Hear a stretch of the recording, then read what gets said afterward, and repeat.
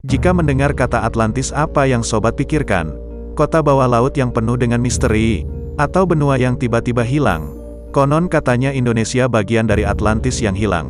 Mungkin Anda bertanya-tanya, apakah benar Indonesia adalah bagian dari benua Atlantis yang hilang atau cuma sekadar mitos belaka? Atlantis merupakan kota yang dipercaya oleh filsuf Plato mempunyai kejayaan dan peradaban lebih maju pada masa silam.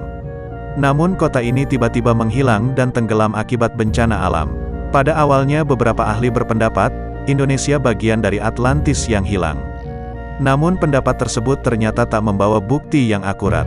Walau demikian, beberapa orang sudah terkesima dengan pernyataan sang ahli karena pamor keberadaan Atlantis. Saking terkenalnya Atlantis, ia pernah disebutkan dalam literatur karya Plato yakni Timaeus dan Critias.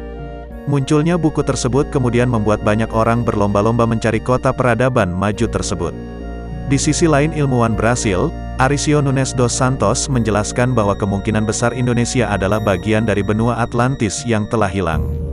Pernyataan tersebut muncul dalam bukunya yang bertajuk Atlantis The Lost Continent Finally Found, The Definitive Localization of Plato's Lost Civilization, yang mana ia kerap membandingkan beberapa negara dengan ciri-ciri benua Atlantis. Hal ini dilihat dari luas wilayah, cuaca, kekayaan alam, gunung berapi hingga bercocok tanam. Penelitian untuk buku tersebut bahkan memakan waktu 30 tahun. Hasilnya, Santo menyimpulkan bahwa Indonesia adalah benua Atlantis. Ia bahkan menunjukkan Pulau Natuna, Kepulauan Riau sebagai kota misterius yang dimaksud. Sayangnya banyak ilmuwan lain yang belum setuju atas kesimpulan tersebut. Tetapi peneliti lain sepakat kalau benua yang tenggelam di Indonesia adalah Sundaland, bukan Atlantis.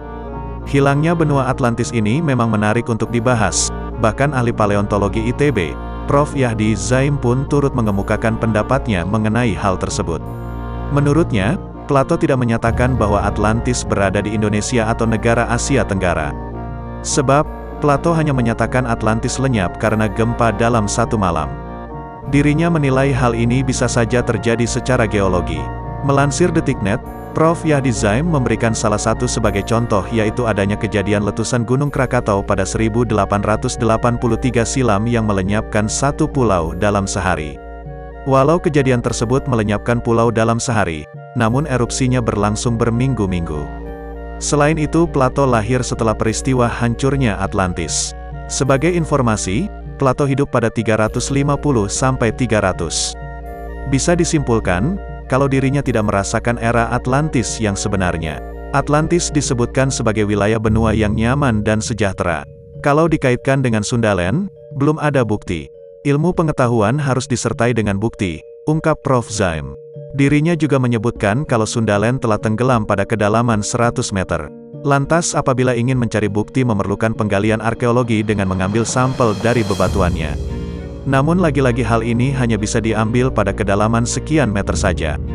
Itu harus ada teknologi yang luar biasa. Penggalian bisa dilakukan berbulan-bulan dan sampai sekarang belum ada teknologi yang dilakukan di Laut Jawa untuk membuktikan adanya Atlantis.